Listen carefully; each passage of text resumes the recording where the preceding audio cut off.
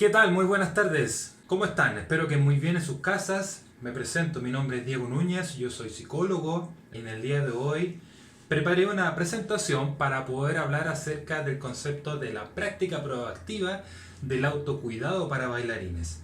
Y esto está enmarcado justamente en la celebración del Día de la Danza, hoy día jueves 29 de abril.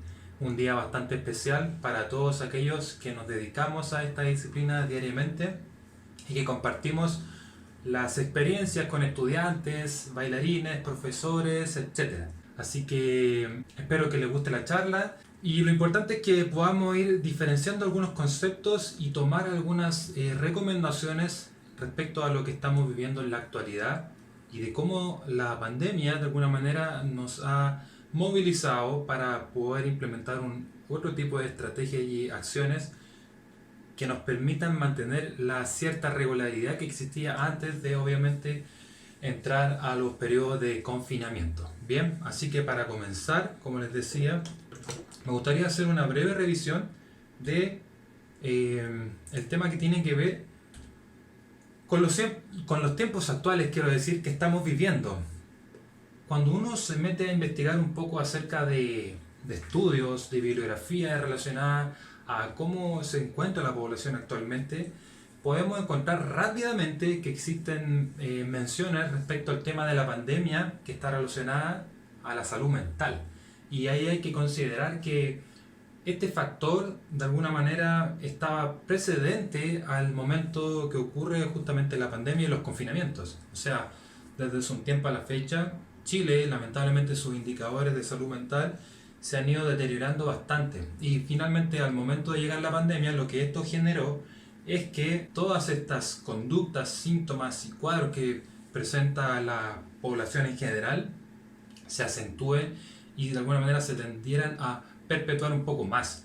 Y uno puede hacer una revisión rápida, como aparece en la diapositiva, acerca de cosas que tienen que ver, por ejemplo, con la otra crisis. Y del mismo modo podemos hacer alusión, por ejemplo, a lo que dice ahí sobre el tema del sobrepeso infantil, que es una situación también bastante crítica, pensando en la realidad sanitaria de lo que significa esto y todas las enfermedades que están asociadas.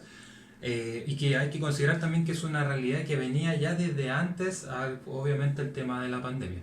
Y así también podemos entender que existen otros estudios, por ejemplo, que hablan de algunos hábitos y conductas que son relativamente nocivas para las personas y que vamos a ver la particularidad de lo que hacen los bailarines, que evidentemente son conductas a las cuales hay que tratar de evitar de incurrir cuando uno está en su cotidiano en la casa. Bien, entonces es importante entender que los tiempos actuales son bastante desfavorables, siendo muy objetivamente para lo que se significa practicar danza u otra actividad deportiva, por ejemplo, porque claramente muchas personas y la mayoría de los bailarines, diría yo, y estudiantes de danza no estaban preparados en sus entornos en donde ellos residen justamente para poder desenvolverse en esta disciplina. Y básicamente lo que se ha tenido que suceder es poder implementar acciones para poder equipar y que esto facilitara en mayor medida que estas condiciones en las que estás practicando danzas sean las más similares a lo que significa, por ejemplo, hacer danza en un espacio exclusivo para esta práctica. Bien, entonces ese tema es importante destacar y obviamente recalcar para como antecedente de lo que nosotros podemos construir en base a eso.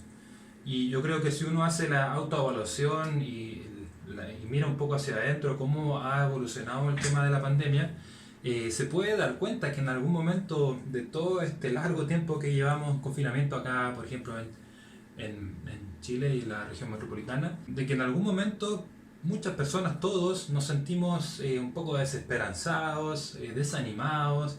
De repente habían días en donde evidentemente no teníamos muchas ganas de hacer actividades porque sucedía que ya los días eran prácticamente todos iguales. Entonces ahí uno iniciaba cierta batalla justamente con todas estas condiciones adversas en pos de los principios y de los objetivos que cada uno podía tener en las actividades que realizaba, quiero decir, cotidianamente. Entonces yo diría también que otra variable que podemos asociar a todo este tema del deterioro de la salud mental y de la salud física tiene que ver con la condición sociopolítica en la que se encuentra nuestro país. Y eso es algo que expertos claramente están poniendo en la palestra desde que, por ejemplo, se inició el tema del estallido social y de todo lo que significó para las personas, por ejemplo, la inestabilidad de sus trabajos, la inestabilidad económica, el riesgo de poder sufrir algún accidente o cosas por el estilo, cuando por ejemplo ibas por las calles tratando de hacer tu vida normal y había manifestaciones, y todo este conflicto de lo que podría estar generando esta situación. Entonces, de alguna manera eso se sigue arrastrando con todas las decisiones que uno ve desde el punto de vista gubernamental y que alimentan justamente este estado de estrés, de tensión en el que nos desenvolvemos cotidianamente. Entonces, frente a esa realidad es súper importante ponerle atajo justamente a aquella emocionalidad y a aquellas acciones que nosotros estamos emprendiendo justamente en pos de nuestro bienestar y de nuestro autocuidado. Entonces, para ir hilando un poco más fino, podríamos decir que todos los que practican danza, ya sea en un nivel intermedio, hacia arriba o a nivel profesional, por ejemplo, saben de que es una disciplina altamente exigente para el cuerpo, para la mente y para el espíritu. Y eso está muy arraigado además en la realidad de lo que significa, por ejemplo, como sale en la fotografía, la danza clásica, ¿bien? Y así podríamos hablar también de la danza contemporánea, la danza moderna, etc. Entonces, la disciplina de la danza en sí se caracteriza porque los bailarines requieren de muchas horas de práctica para poder pulir la técnica y lograr el máximo control y pulcritud de esos movimientos. Y esto no es algo que suceda de un día para otro. Básicamente, los bailarines requieren de una carrera larga para poder lograr esos desempeños. Y en esa carrera podemos ver que existe un riesgo que está asociado y que es inherente a esta práctica, que tiene que ver con el riesgo a las lesiones. Y bien sabemos que prácticamente si tú eres bailarín, lo más probable es que hayas tenido una que otra lesión durante tu carrera, durante tu preparación. Y tienes que entender que eso es algo que te va a acompañar cotidianamente. Evidentemente, cada persona puede emprender acciones de prevención para evitar la ocurrencia de este tipo de situaciones. Sin embargo, en la medida en que se vuelvan más exigentes, en la medida en que tu cuerpo se desgaste, en la medida en que esta práctica no esté, por ejemplo, acondicionada a los espacios más óptimos para practicarla, puede hacer que se favorezca, como te decía, la aparición de alguna lesión o sufrir algún golpe, algo por el estilo. Entonces, bajo ese punto de vista es súper importante que los bailarines, ya sea profesionales en formación o quizás de niveles preinfantiles, puedan desarrollar estrategias de autocuidado. Y vamos a hablar justamente a qué es lo que nos referimos cuando decimos autocuidado. Por ejemplo, cuando hablamos de los conceptos importantes que tienen que ver con esta presentación, vamos a diferenciar lo que significa la proactividad, en términos bien generales, y el autocuidado. Para iniciar la definición de estos conceptos, entonces tenemos que entender que la proactividad hace relación a esta actitud, como dice bien en la diapositiva, hacedora, que asumen las personas para entender situaciones o tareas que necesitan resolver. Cuando uno piensa, por ejemplo, en la proactividad y a alguien le dicen que es un sujeto muy proactivo, lo que uno está tratando de describir es que esta persona tiende a hacer más cosas de las que necesariamente se le piden o se le indican. Entonces se puede entender que estas acciones que él está emprendiendo normalmente nacen de una propia voluntad, y eso es uno de los factores cruciales para poder tener un buen desempeño en la danza y poder tener una carrera exitosa y una carrera longeva. El tema de yo tener esta actitud hacedora frente a, en este caso, mi autocuidado, mi control justamente de todas las variables que hacen que yo conserve mi bienestar cotidiano, quiero decir, ¿sí? Algunos ejemplos, por ejemplo, de proactividad hacen relación a realizar alguna rutina específica de fortalecimiento muscular sin que necesariamente alguien te lo haya indicado. Por ejemplo, preparar los propios alimentos, preocuparse de qué tipo de nutrientes estás ingiriendo constantemente. Por ejemplo, se puede hablar de investigar sobre principios de entrenamiento. Esto, por ejemplo, si tú eres un estudiante de niveles juveniles, podría parecer interesante para ti poder investigar acerca de estas situaciones, de manera que todos estos conocimientos que vas a adquirir los puedas justamente implementar en tu práctica cotidiana y puedas de alguna manera regirte frente a estos conceptos y especificaciones que que tienen que ver con algunos principios de entrenamiento, y así como tener mayor entendimiento de tu anatomía, que también es algo súper útil que los bailarines puedan saber, porque les permite tener un mayor entendimiento de cómo funciona su cuerpo, algo que normalmente están poniendo en práctica, ¿sí? Por el otro lado, entonces vamos a definir el autocuidado. Antes de hacer la definición, quiero hacer un paréntesis. Hay que entender que este concepto es bastante estudiado. Es un concepto que está traído desde salud, desde la práctica de la enfermería, en donde se podía ver que justamente el enfermero es un sujeto que tiende a practicar el cuidado de otros. Entonces se dieron cuenta que este enfermero que practicaba, o enfermera quiero decir, el autocuidado con otros sujetos, también tenía un cierto desgaste en su práctica cotidiana. Entonces lo que se facilitó es poder entender de qué manera podrían estas personas implementar acciones que pudieran promover su salud y prevenir la aparición, por ejemplo, de enfermedades. Entonces, es un constructo que obviamente lo tomó la psicología y lo ha investigado y lo ha puesto en práctica durante todo este tiempo, y ahora, por ejemplo, se habla del autocuidado laboral, que es un concepto que está bastante en boga en el ámbito de las empresas. Por ejemplo, existen asistencia y una serie de estrategias que las empresas pueden facilitar para sus colaboradores, y que esto finalmente se transforme en un autocuidado para que ellos tengan las mejores condiciones en este ámbito de trabajo, en el ámbito como de desenvolvimiento laboral, ¿sí? Vamos haciendo una revisión muy general de todos los conceptos que uno podría encontrar acerca de autocuidado. Quise rescatar justamente el que tiene que ver con las acciones voluntarias para realizar de forma consciente y sistemática, con el afán de conservar la salud y prevenir enfermedades físicas y mentales. Entonces vamos a entender el autocuidado desde esa manera.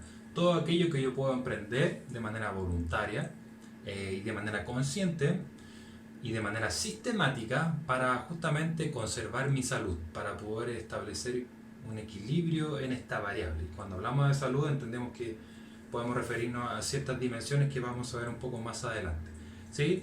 Cuando hablamos de prevenir enfermedades, yo diría que esto relacionado a la danza se significaría en mayor precisión con el tema de prevenir lesiones, más que una enfermedad en sí. Entonces, en ese mismo sentido, ese sería el enfoque que deberían perseguir los bailarines frente a esta práctica cotidiana que debería suceder.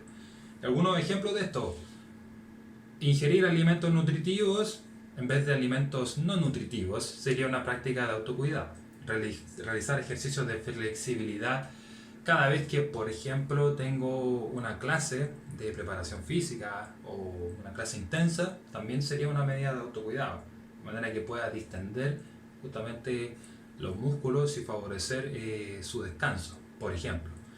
Dormir las horas necesarias, socializar con las demás personas, etc. Vamos a ver algunos detalles que tienen que ver con ejemplos sobre la práctica del autocuidado. Y esto sería como la realidad pre-pandemia, cuando un bailarín iba a su trabajo.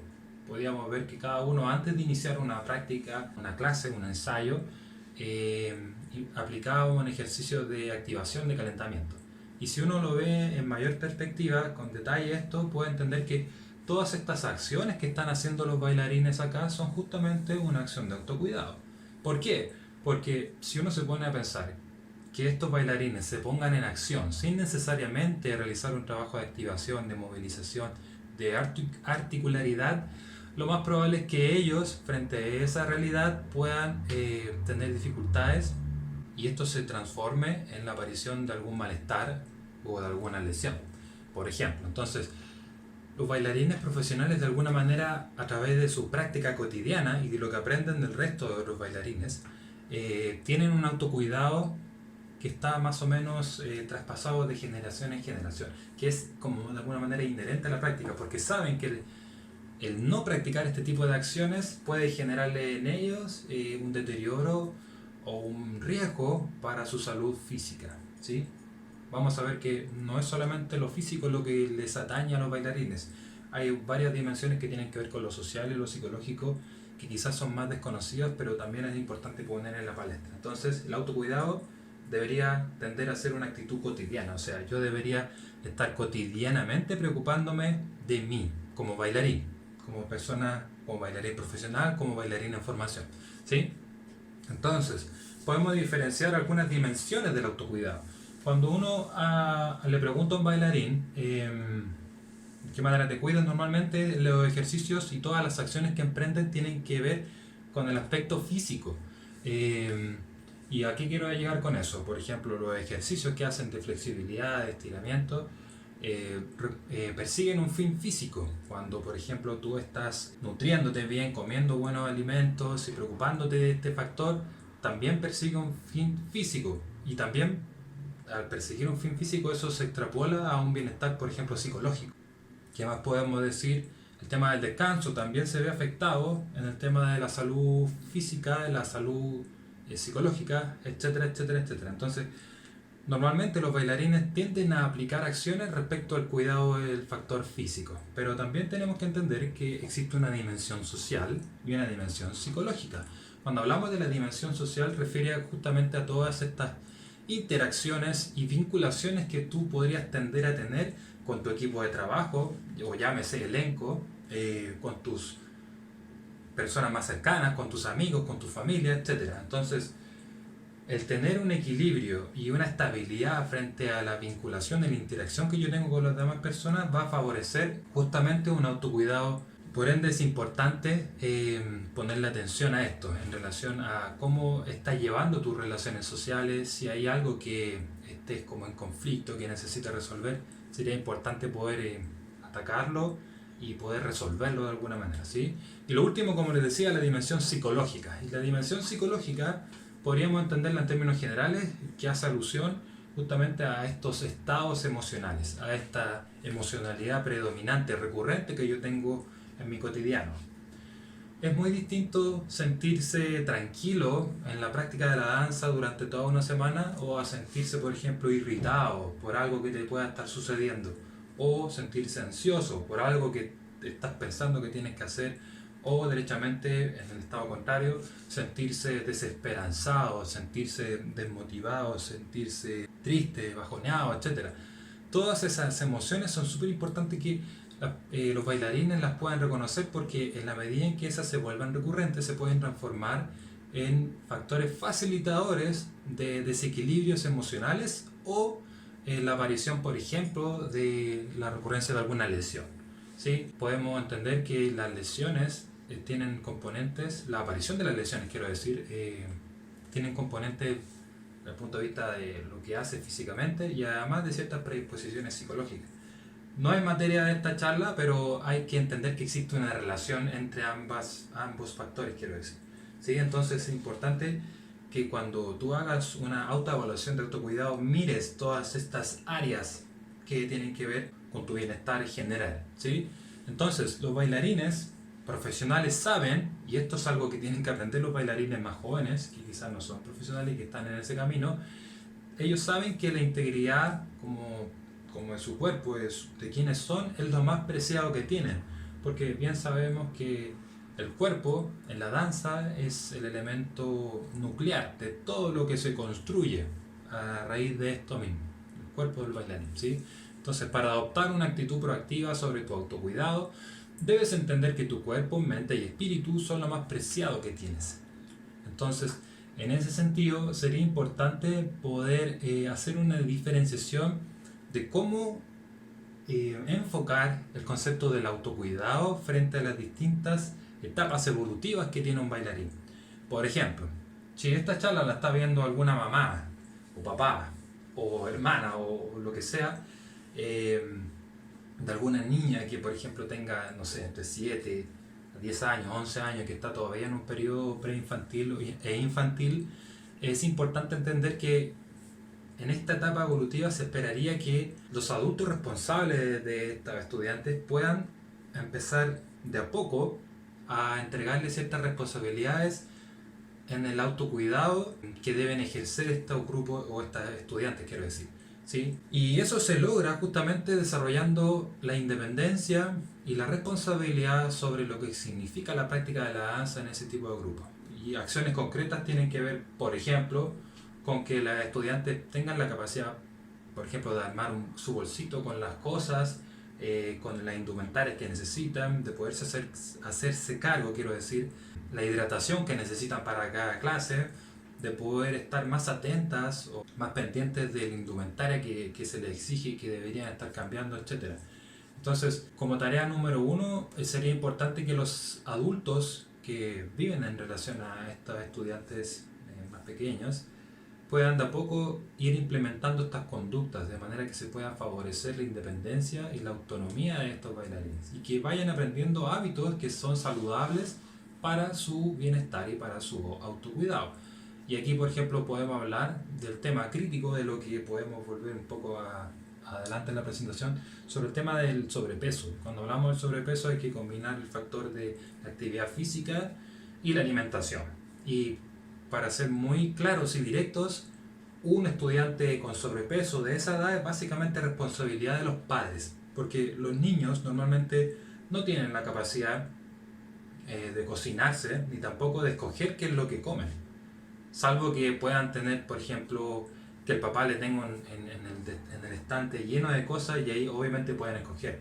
Pero finalmente son los adultos los que escogen qué poner en esos estantes y qué cantidades también. Entonces ahí sería interesante poder hacer una autoevaluación pensando justamente en eso. Que el comportamiento y el hábito del adulto finalmente es lo que se transmite al hábito que puedan estar teniendo grupos infantiles en el desarrollo de la danza, ¿sí? Y ojo, esto hay que entenderlo desde una perspectiva desde la salud, no desde el rendimiento, porque muchos estudiantes de esas edades lo más probable es que practiquen danza porque les gusta, porque lo hace sentir bien, porque lo encuentran bonito, porque se pueden vestir de bailarinas, etc. Es distinto eso cuando ya el bailarín tiene mayor edad y es adulto, por ejemplo. Vamos a verlo a continuación. Cuando el bailarín está en un estado juvenil o ya lleva años practicando la danza, lo más probable es que en su camino y en su práctica cotidiana esté implementando acciones justamente para poder conservar su integridad física, su integridad psicológica, su integridad social, que le permitan justamente seguir practicando la danza. Y con esto podemos entender que un bailarín de esas edades ya tiene mayor conciencia de las cosas que debería, por ejemplo, alimentarse, tener más conciencia y mayor sensibilidad frente a malestares que pueda estar experimentando frente a alguna carga de trabajo específica en alguna clase. También entienden que el estar peleado o tener dificultades de comunicación con su maestro o con otras personas les puede estar afectando, y eso finalmente genera que se pueda distraer o que derechamente no logre conectarse con lo que tiene que hacer en la clase.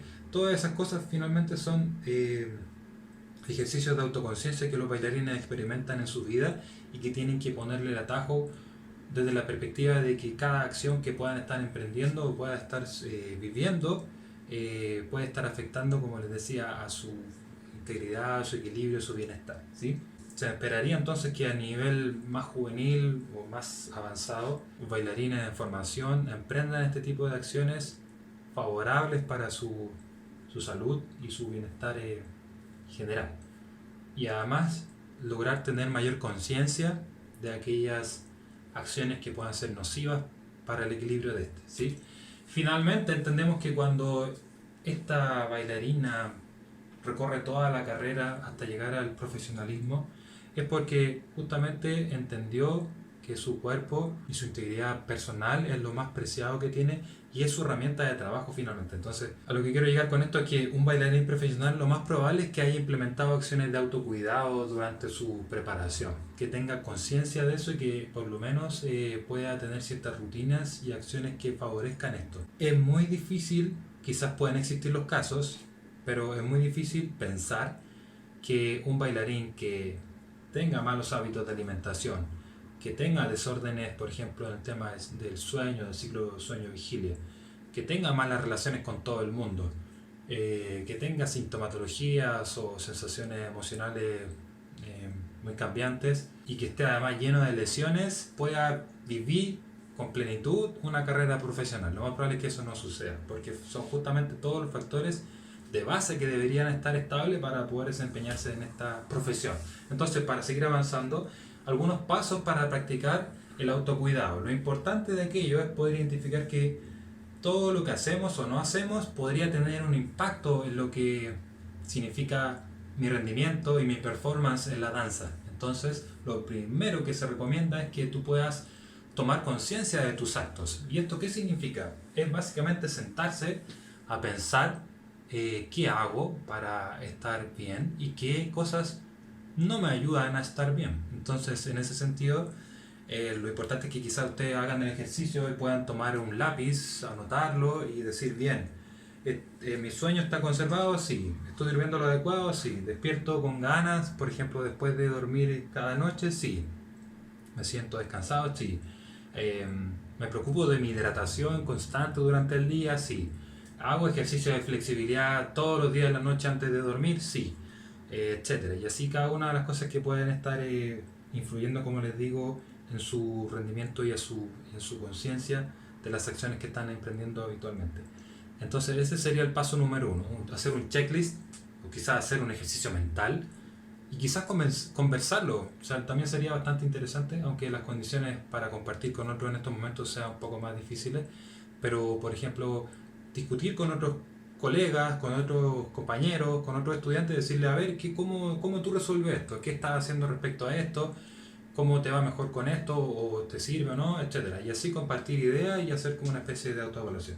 Yo diría que el tema de la autoconciencia es uno de los objetivos, y esto es algo que le comento harto a mis estudiantes de las clases, es uno de los objetivos principales que persigue la psicología de la danza, porque finalmente al tener mayor conciencia de ti mismo vas a tener mayor control de aquellos factores que van a estar involucrados en la performance cuando, por ejemplo, tengas que enfrentarte a audiciones, a exámenes, a presentaciones de mucho estrés, a giras en donde se requiera de mucha predisposición tuya para poder rendir y todas aquellas instancias en donde se pongan a prueba justamente tus habilidades psicológicas, tus habilidades mentales, ¿sí?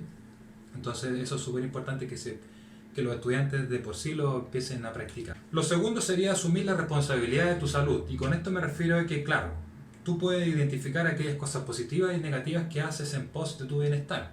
Y básicamente a eso lo que significa es que cuando emprendes acciones positivas deberías tender a reforzarlas o a mantenerlas. Y en el caso contrario, cuando sabes que estás incurriendo en acciones que puedan ser nocivas para tu autocuidado, ejecutar los cambios y hacer los ajustes, de manera que esto se favorezca y que tú puedas corregir aquellas conductas que puedan estar siendo dañinas para tu autocuidado. Bien, y por último, destacar que es importante entender que cuando hay algo que tú hayas reconocido como una dificultad o alguna falencia desde el punto de vista de tus acciones de autocuidado, y a través de las acciones que tú hayas estado emprendiendo para poder mejorarlo no haya sido efectivo, no haya sido beneficioso para ti, es importante que en ese momento puedas como buscar la asistencia.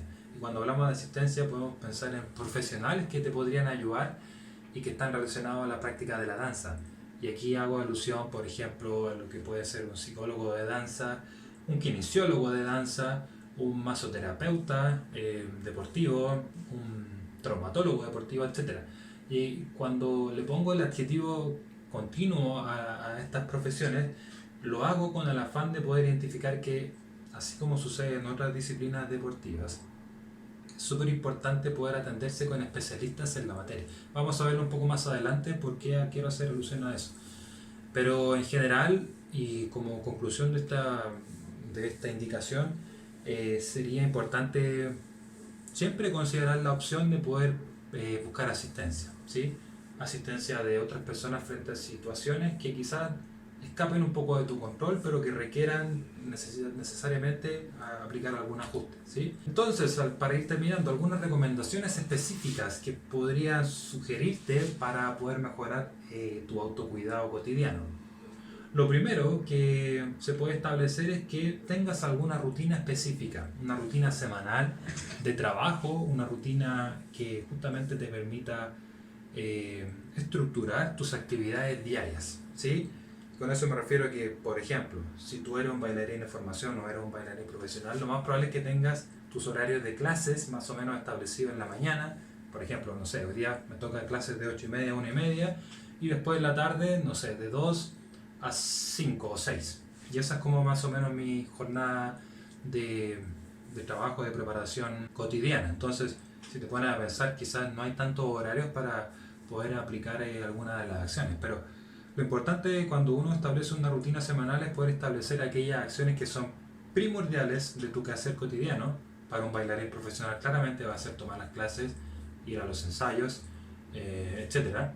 Quizás para un bailarín en formación ahí puede hacer algunos ajustes respecto a la exigencia académica que puedan estar teniendo en el colegio, en la universidad, etcétera. Entonces es importante poder marcar y considerar aquellas actividades que son de alguna manera más importantes para ti y más inamovibles. O sea, se entiende que un bailarín que está en formación y que pretende de alguna manera poder dedicarse a la danza, su actividad más inamovible debería tender a ser la preparación que tiene en danza, o sea, me refiero a la participación suya en las clases, ¿sí? Después de tener este listado de actividades que tú deberías tender a hacer, sería importante ajustar aquellas que puedan ir favoreciendo tu autocuidado. Vamos a ver todas estas que podrían ser bastante positivas. En relación al tema de los hábitos alimenticios, es súper importante que puedan tener mayor conciencia respecto al tema de los alimentos que se ingieren, de las cantidades que se ingieren, de los tiempos que se ingieren. Finalmente yo entiendo que esos son algunos principios sobre el tema de la alimentación que deben estar más o menos mantenidos para la práctica de la danza. Entonces, si tú sabes que hay algunos alimentos que estás comiendo y que sabes que te hacen mal, o por ejemplo te hinchan, o derechamente no aportan un beneficio energético o nutricional para lo que estás haciendo, entonces la recomendación ahí es tratar de dejarlos un poco, bajar quizás la cantidad de ese tipo de alimentos que estás ingiriendo. Y también podemos hablar del tema del ajuste en los horarios que se alimentan. Y esto además es un tema bastante quizás más complejo de abordar porque, como les decía en algún momento, entrar al tema de la alimentación significa involucrar a las demás personas. Cuando hablo de demás personas me refiero básicamente a la familia, al núcleo con el que vive aquí el bailarín o estudiante. Se ha estudiado que cuando se aplica ajustes desde el punto de vista de los hábitos alimenticios y estos no son compartidos por todos los miembros de la familia, lo más probable es que ese nuevo hábito que se pretende instaurar no se logre porque va a tener la influencia justamente de que otras personas no van a seguir el mismo plan. O quizás sí, pero se ha estudiado que cuando los padres normalmente tienden a alimentarse mal, o a comer mucho, o a comer en deshoras, eso se traduce se repercute finalmente en el hábito que puedan tener los niños, por ejemplo, etcétera. Entonces, quizás un especialista podría dar mayores recomendaciones respecto a eso. Y frente a ese mismo tema, sería importante que si tú eres bailarín, puedas asesorarte siempre. O si eres un estudiante que tiene aspiraciones para lograr ser bailarín profesional, quiero decir, puedas justamente asesorarte con un especialista de esta materia. Un nutricionista, estoy hablando de un nutricionista deportivo, un nutriólogo deportivo, ¿sí? Otra cosa que es re importante es hablar sobre el tema del entrenamiento. Para favorecer el autocuidado, tú deberías tender a entrenar regularmente. Y con eso me refiero a que esta rutina sea más o menos establecida durante tu horario semanal.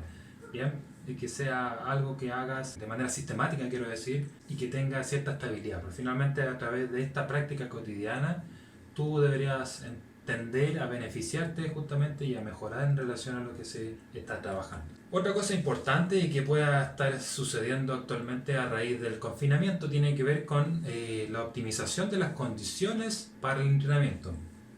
Yo sé que cuando partió la pandemia muchos bailarines o estudiantes de danza tuvieron que equiparse con elementos para poder hacer danza en sus casas. Y cuando hablo de equiparse me refiero básicamente a dos grandes elementos: la barra de ballet y el otro elemento importante que adquirieron los bailarines es el linorio, el tapete con el que se practica danza.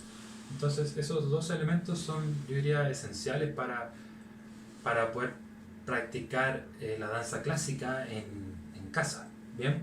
Y aquí quisiera hacer como alusión respecto a la optimización de las condiciones. Quizás cuando uno habla de de preparar un tapete, es importante también considerar qué es lo que hay debajo de ese tapete.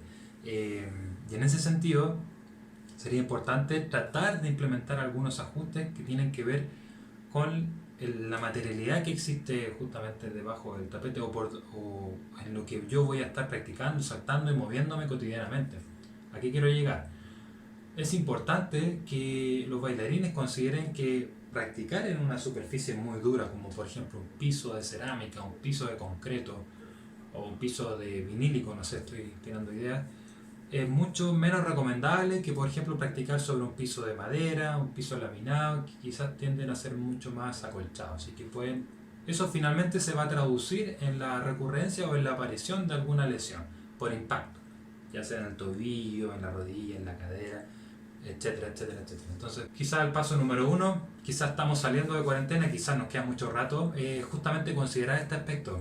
¿Qué es lo que tengo debajo de ese tapete para poder practicar danza? Si es una superficie muy dura, lo más probable es que eso favorezca algún malestar o alguna lesión que pueda tener. Y obviamente, si tú eres consciente de eso, lo ideal es que puedas emprender acciones para evitar esa conducta de riesgo, ¿sí? Y en ese mismo sentido es importante que los bailarines logren desarrollar esta proactividad en relación al conocimiento, el autoconocimiento quiero decir, de qué es lo que le sucede al cuerpo. Pueden investigar y tener esta actitud de autoconocimiento en relación a aquellas señales que les pueda estar entregando su cuerpo frente a malestares y dolencias después de la práctica de la danza. Y en ese sentido hay que entender que el mecanismo de dolor que ocurre en el cuerpo es una señal de alerta que pone el cuerpo, una señal de protección, para justamente evitar ir un poco más allá y que esa sensación o que esa parte del cuerpo se afecte en mayor medida. Entonces, es súper importante que de alguna manera tú tengas mayor conocimiento de estas dolencias, malestares y situaciones que te puedan estar sucediendo en relación a la práctica, para justamente emprender acciones de prevención, de autocuidado, de contención frente a la posible aparición de alguna de estas, o agravante quiero decir, de algún malestar específico, como para que se suceda alguna lesión mucho más grande, ¿sí? Y en ese mismo sentido es súper importante que los bailarines, y esto como una recomendación general para bailarines y para estudiantes de danza, ojalá puedan tener un médico, traumatólogo quizás, deportivo, o un kinesiólogo de danza, o un kinesiólogo deportivo que sea como de cabecera. Se entiende que cuando los niños son pequeños normalmente tienen un pediatra quiero decir, que es de cabecera, y es como al que asisten durante todo su periodo de infancia con la mamá y conoce todo su historial.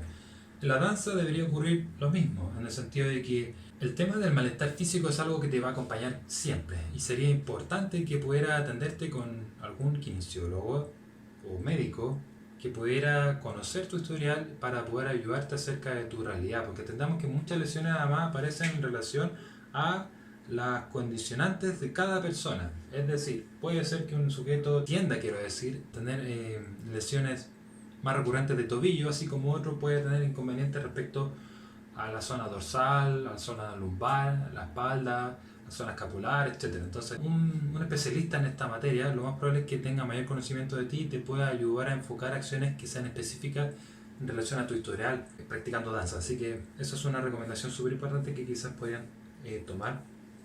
Otro punto re importante que tiene que ver con el tema del descanso. Cuando hablamos del descanso entendemos que el cuerpo, cuando uno descansa, cuando uno duerme, se recupera. Después de practicar algún ejercicio, después de tener una carga importante de actividad física, el cuerpo necesita descansar para poder recuperarse, para recuperar todo lo muscular, la energía y la fuerza en sí mismo. Entonces, tener alteraciones en los tiempos que yo estoy teniendo para descansar, para dormir, van a significar una mayor probabilidad de afectar justamente mi bienestar frente al tema del autocuidado, ¿sí? Entonces, en ese sentido, es importante ponerle los atajos cuando tú estás sintiendo que estás durmiendo menos o que tu sueño no es reparador o que derechamente estás haciendo muchas cosas y por ende no puedes dormir tanto. Entonces ahí hay que ponerle ojo y atajo justamente a todas estas rutinas que puedas estar emprendiendo, porque finalmente se van a traducir en desgaste, y un desgaste progresivo y permanente que puede generar, como bien todos saben, la aparición de alguna lesión, ¿sí? Las lesiones son los fantasmas que acompañan a los bailarines, pero son fantasmas con los que tienen que aprender a bailar de alguna manera, porque sabemos que es algo recurrente y es inherente a la misma práctica, ¿sí? Punto número 8. Identifica tu emocionalidad predominante y recurrente. Cuando hablamos de predominante y recurrente es básicamente entender cómo me siento habitualmente, cómo me siento en el día a día. Y aquí podemos entender que existe un abanico gigante de emociones, pero las más cotidianas o las más recurrentes o las más clásicas, podemos entender, hacen alusión a estados como de desesperanza, de soledad, de tristeza, de abatimiento, etcétera, así como a estados, por ejemplo, de ansiedad, de preocupación, de irritabilidad, de ira, no sé, que eso son justamente emocionalidades más o menos negativas, pero también podemos hablar de cosas positivas, como yo me siento pleno, me siento feliz, me siento enamorado, me siento realizado, me siento tranquilo con todas estas cosas que estoy diciendo. Es importante tener conciencia de aquello, cuál es la emoción que me está acompañando cotidianamente para justamente hacer los ajustes que requieran la aparición de alguna de estas emociones. ¿Sí? Si tú hace una semana o hace 2 semanas te estás sintiendo irritado, o de repente te sientes irritado y además desanimado, lo más probable es que te esté sucediendo algo a nivel psicológico, emocional, del cual tengas que hacerte cargo para poder dejar de que esas 2 semanas se prolonguen en el tiempo, ¿sí? Entonces, en ese sentido es importante poder identificar cómo me estoy sintiendo habitualmente para emprender acciones cuando se requiera tener justamente una mejora y una estabilidad en mi equilibrio emocional. Bien, y para eso es importante poder mirarse un poco hacia adentro, poder parar y decir, a ver, ¿cómo me siento hoy día? Esta sensación la tengo hace un par de días, quizás conversar con alguien que te pueda acompañar, etcétera.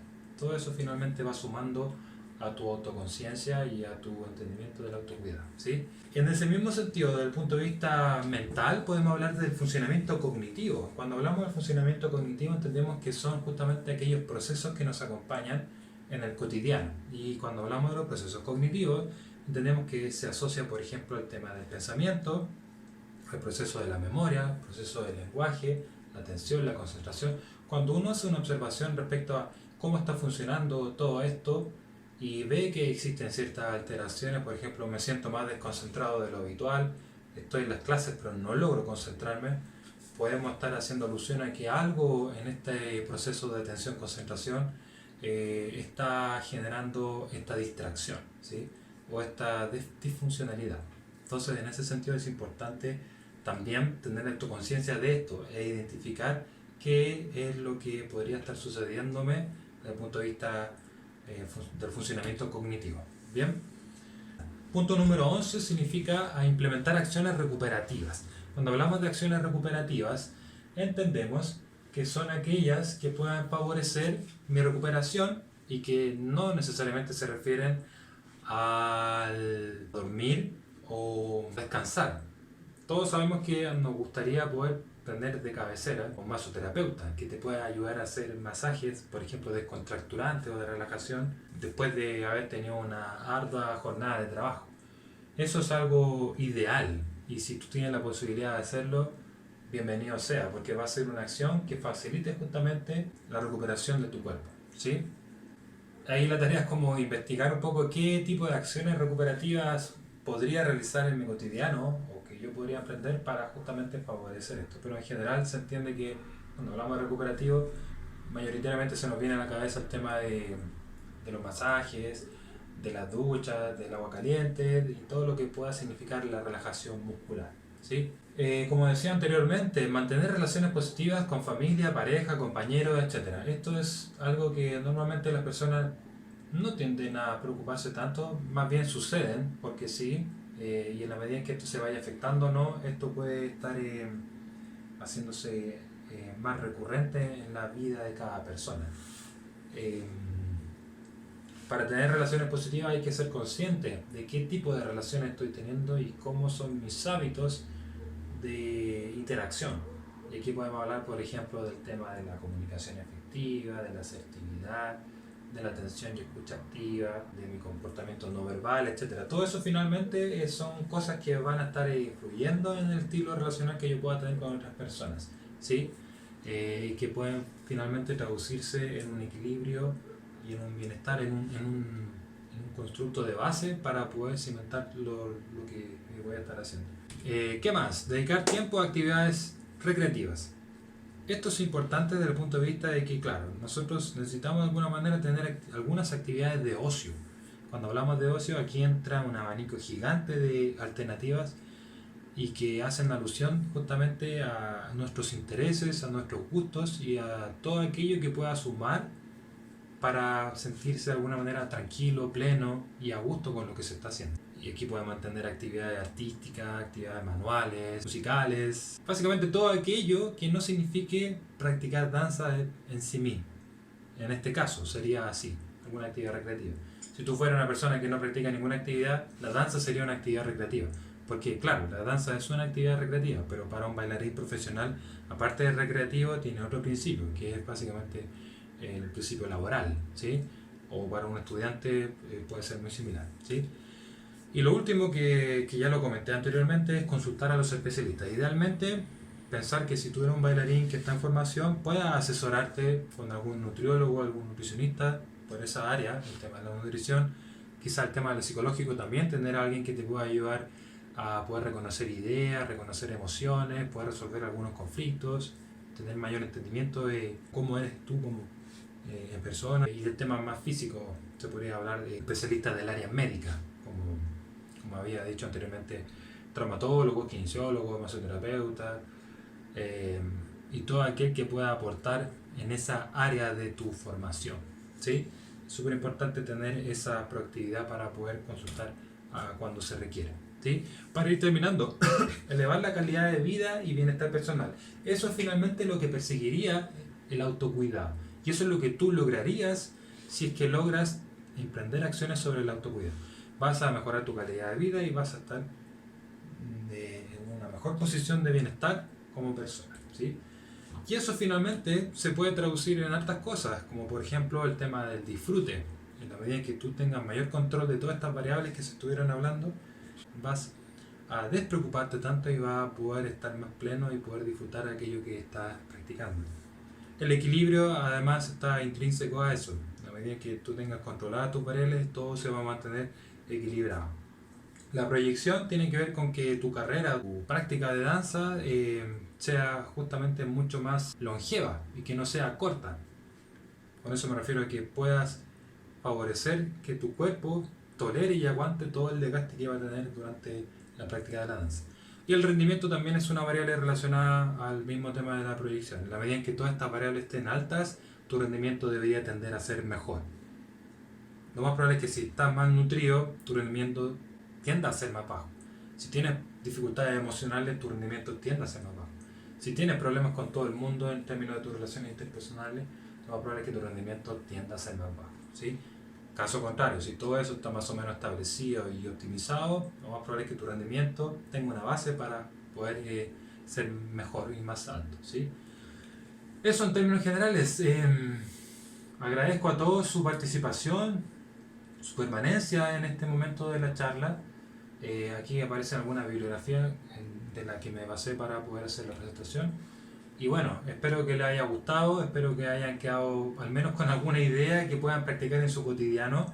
Y cualquier cosa, duda, consulta, reclamo que tengan al respecto, pueden escribirme. Ahí aparece, como ven en la diapositiva, mi WhatsApp, mi correo y también mi Instagram, que no uso mucho, pero me gustaría poder darle mayor utilidad justamente para conectar con aquellas personas que les gustaría conversar un poco más de sus experiencias, sus ideas y cómo están llevando todo esto de la práctica. Así que agradezco su tiempo, espero lo pasen muy bien y que ojalá hoy día sea un gran día internacional de la danza. Así que muchas gracias a todos, que les vaya muy bien.